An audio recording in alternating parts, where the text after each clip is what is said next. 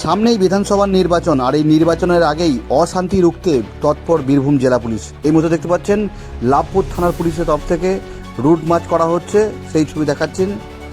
লাভপুরের বিভিন্ন গ্রামে এইভাবেই কিন্তু রুট মার্চ চালানো হচ্ছে। লাভপুর থানার ওসি তিনি রয়েছেন, অন্যান্য পুলিশ কর্মীরা রয়েছেন।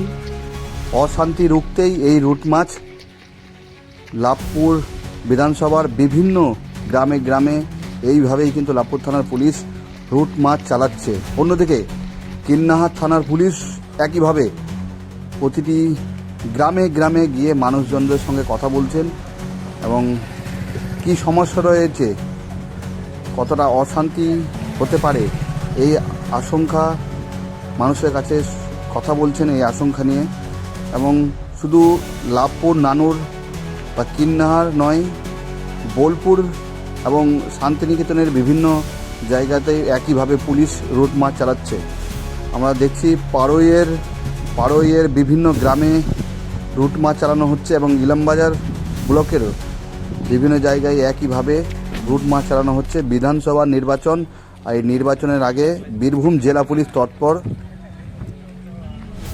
এবং বিভিন্ন গ্রামে গ্রামে গিয়ে রুট মার্চ চালাচ্ছে।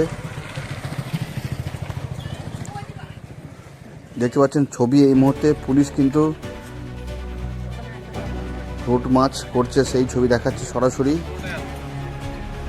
এবং মানুষজনদের সঙ্গে কথা বলছেন,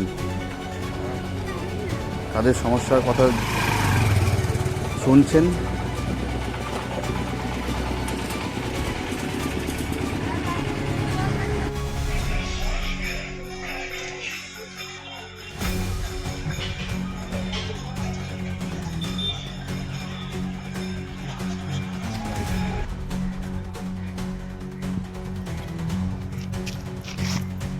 ভিডিও না, ছবি।